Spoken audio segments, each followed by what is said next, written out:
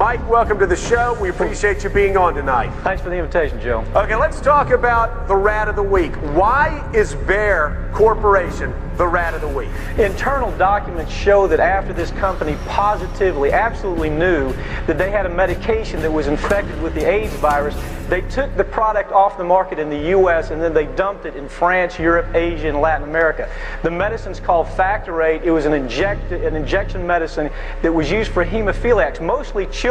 Children had been born with an incurable disease. Hold on, Mike. So hold on. So you're telling me that Bayer knew that this drug was infected with the AIDS virus. They yanked it from the market in America, and then they dumped it in markets overseas? They had to figure out a way, Joe, to make a profit on a product that they could not sell in America. So they made a huge profit. They dropped the product in Japan, Spain, and France. By the way, Joe, government officials in France that allowed that to happen actually had to go to prison for it. In America, not one corporate executive for this company has been indicted or even criminally investigated by our Justice Department. Why not? What, you're telling me that these people that dumped this AIDS-tainted blood in foreign countries, who killed children, have not been taken to task in the United States? It's worse than that. The U.S. government allowed it to happen. The FDA allowed this to happen. And now the government is completely looking the other way.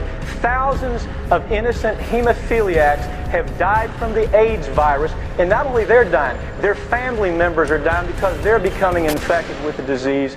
This company knew absolutely that they had a problem with the product. They knew that it was infected with AIDS. They dumped it because they wanted to turn this disaster into a profit.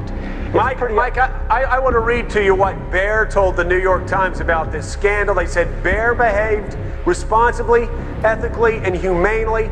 Decisions made nearly 2 decades ago were based on the best scientific information of the time and were consistent with the regulations in place. That sounds like a lot of legal mumbo-jumbo. Now, you say you have internal documents that show that they knew that this drug they were dumping was tainted with the AIDS drug? Or the AIDS virus? The documents show that there was no question that this company absolutely understood the risk, that they knew that it was contaminated. It wasn't a possibility. They knew it was contaminated. Americans were dying from the product before it was pulled off the market. The only reason it was pulled off the market is because lawyers found the documents and showed it to the government, and finally the government said, you can't sell it here, but then the government allowed them to dump it in Spain, France, and Japan.